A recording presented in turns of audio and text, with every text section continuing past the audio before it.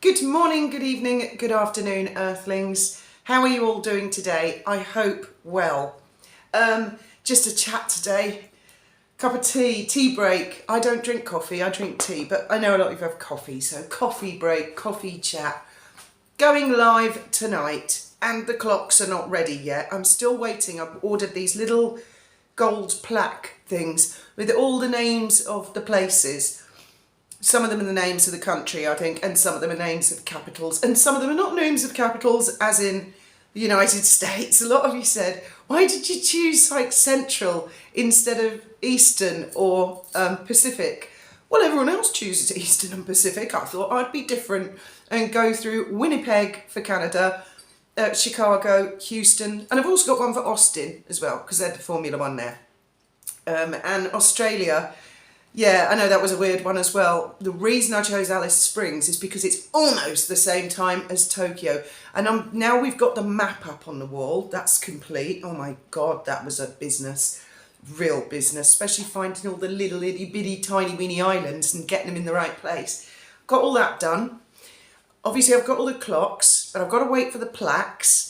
And then I'm probably going to get some smaller clocks, for example, a dedicated one for New Zealand. So I might have a dedicated one for Perth and then Melbourne. Because a lot of you said, you know, most people live on one of those time zones. Not as many people live in it. I'd love to hear, does anybody live in the Alice Springs area? I'd love to hear that. I had a relative who went there and did very, very well. He was called Uncle Alfie. I think you can look him up, actually. He's on the census. Alfred Mont. He was one of my father's uncles, great uncles or something. And he had a brilliant idea that he would go to, I think, China, and he bought those silk dresses, you know, with the little stand-up collar and short sleeves. And he took them to Alice Springs and he opened a shop and he sold out. So he went back and he bought more, and he was really into doing that. And he had a daughter called Alice. I don't know if he named her after Alice Springs. He's on the census on one of the cruise ships. So you can look him up. And he was a multi-millionaire. And my grandfather was absolutely convinced that Uncle Alf was going to leave him all his money. But he married a woman who was about 40 years his junior just before he died. So I don't know whatever became of that part of the family. So maybe I've got special connections, and obviously royal family, Charles and Diana went up Ayers Rock and stuff, didn't they? And I love all that sort of Aboriginal stuff. So yeah, I'll probably have some smaller clocks. So live tonight, 8 o'clock UK time. I think that's the easiest way because a lot of you live in the UK, and then I will be more organised once I've got it up. The little plaques arrive in the next 7 days, more or less. So it's going to be a work of art, this thing. I saw that you can actually buy whole units where someone's designed something like along these lines, and they're thousands of euros. So sod it, I just thought I'll do my own on the cheap and we'll see how it comes out. So yeah, lots to talk about. The King and Queen are in Kenya. So I started looking up the Commonwealth because I've always known the Commonwealth exists.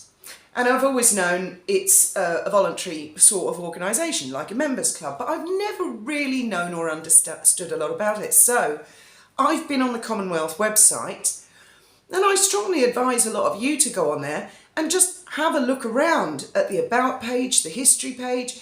It's a really good website with lots of information, which I'm not going to bore you with or repeat here because not everyone's into it. But I do notice there's criticism from certain quarters going on and on and on about the British Empire. Well, I'll tell you something else that brings me to. Queen Gertie, I saw on X, had posted some photographs of countries. Now, I knew about Iran, but I didn't know about the others, so big thank you to Queen Gertie for pointing this out to me. I remember seeing newsreel and footage of the people of Iran pre-1971, like 60s. And you would have thought you were looking at America. The women had beehives, no burqas. They were wearing mini skirts, fashionable dresses, high-heeled shoes, handbags. It was very, what we would call now, westernized. And now look. Queen Gertie went a step further and she showed photographs of Afghanistan. Now, I don't know which part of Afghanistan, same story. She showed photographs of lots of countries. So if Gertie's around tonight for the live, it'd be marvellous to hear which countries they are and see if we can get some of the pictures up. Because that's a very interesting perspective, because the way I see it is that is nothing to do with religion. That's more to do with fanaticism and idealism, that women's rights and that they're not allowed to wear what they want to wear and they have to be covered up. I find that very scary, actually, personally. And I am going to go out on a limb over this. If women want that and that is their belief system, that is entirely up to them. If you're certain that it's not law, so it's a blanket, it's forced on everybody. So I think that'd be quite an interesting thing to talk about tonight on the live, as well as ghost stories and stuff like that. And yes, the Commonwealth. I've been watching the King having his red carpet welcome today in Kenya. Fantastic. Clearly an exceptionally proud country. So there's all this. It's so easy for people to bad mouth, but just because people say bad shit, it doesn't mean that that bad shit is actually true. It's worth looking into. And as it would appear, there is an army of people on social media who are criticising and going, down with the monarchy because they have slaves. We don't have slavery in the UK, and there hasn't been slavery with the UK for fucking ages. And if there was, we're no more responsible for that than we are Eve eating the fucking apple. Okay? And actually it's quite offensive, really, to tell people, British people, well, you need to pay up, you're responsible for your great-great-great-great-great-great-grandfathers and mothers. Piss off. I'm sorry, piss off. No, that's not how it works. So I'm looking forward to learning more about the Commonwealth. We could go through that website tonight, because I think history does get twisted and history does get changed by lots of people all the time for all different motivations. I don't believe it's just one big world order. I think there are people with agendas and not motivations. What's the word? I can't think of the word. Oh, it's raining now.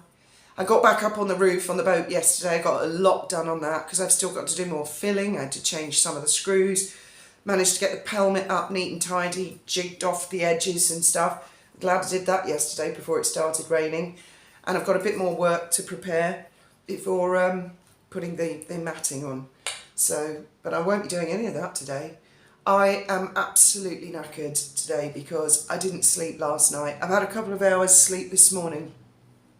Benjamin flew away. He had a flight in the middle of the night, so the limo came and picked him up at an ungodly hour, and I was so worried that we'd all oversleep. I stayed up all night ironing his shirts and stuff like that. And it's a good job because his alarm didn't go off, so he'd have overslept.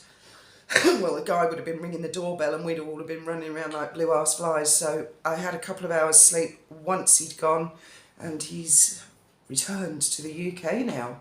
So we're footloose and fancy-free tonight. And yes, we will be doing Christmas lives in the build-up to Christmas, so nobody has to be alone at Christmas. Obviously, we're only in October now, so we'll work all that out nearer the time. Probably be starting doing that every night, round about the 14th or 15th of December, something like that, in the build-up to Christmas. Or might start 12 days before Christmas. So we'll see how we go.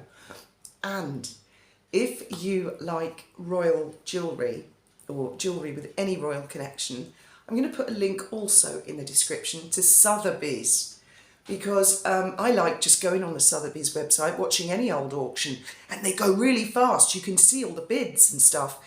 But occasionally, they have auctions coming up of royal jewellery, which has a regal connection, and they've got the Imperial and Royal collection coming up, which is going to be hosted, I think, in Vienna. I might have got that wrong. And it's going to be held, I think, on 2 days, the 6th and the 7th of November. So don't be bidding, don't go crazy now, because I don't think any of this stuff is cheap, but it's fascinating to watch. And have a look at the history of some. Not all the pieces have got history on them, but a lot of them do, of which royal, it's European royalty, really, which blows my mind. European royalty is a fascinating subject. especially the First World War, and how all the different European countries took different stances and different approaches to it. Some a lot to their detriment. Some were praised for it, but a lot of monarchies fell. And of course, Iran was a monarchy, wasn't it? And that fell. I had friends at school, actually, Jewish Iranian, had to flee. Oh, those were the times, weren't they? So, anyway, yes, we'll be doing some ghost stories, and there's just nothing really new about Harry and Meghan, nothing at all. I've got this date. I was doing loads and loads of research the other night, and I don't know what it was. I should have written it down. The date, the 21st of November, was a really important date, and I'm not sure why. I think it might have something to do with the clock running on the Councillor of State. I'm not sure. I'm not sure exactly when the official Frogmore eviction was, because it could have been a long time before it was publicly announced. And for the life of me, I can't remember what it was, but there was something about the 21st of November, which I think might also be the release date of Endgame. And I saw 21st of November for something else, so I think there could be a reason. We'll have to have a dig around and look at that one. And in the meantime, with Meghan, just more boring, regurgitate of the same old puff pieces over and over again. Basically nothing new at all there. So, I saw Neil Sean said that Harry had written to Family Guy complaining about the 24-second piss take. Really? If he did, what a plonker. Oh, dearie me. I don't know if they have advisors, and if they do, they just don't take any notice of them. Or if they just don't, they just do their own thing. As Jermaine Greer said, if they're left to their own devices for a couple of years, it'll be an unmitigated disaster. And she said that a couple of years ago. Anyway, as always, look forward to seeing you in the comments on YouTube and X, and we will be going live on this channel, maybe on Graham's channel as well, hopefully on X. Oh yes, Elon, if you're watching this, please, I know you say you're going to make X a financial, everybody can do all their finances on X, and you want all this rolled out by the end of 2024.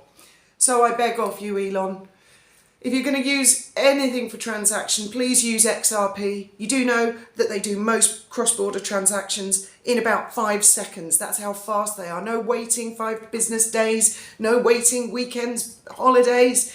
It's 24 hours, 7 days a week. It's the fastest, as I understand it, transaction. And I've got 375 little ripples, and Gary Gensler's just got his foot on the neck of my ripples, and he won't take it off. So we need some good news. Please, Elon, I beg of you if you're watching this. Anyway, as always, thank you very much for listening.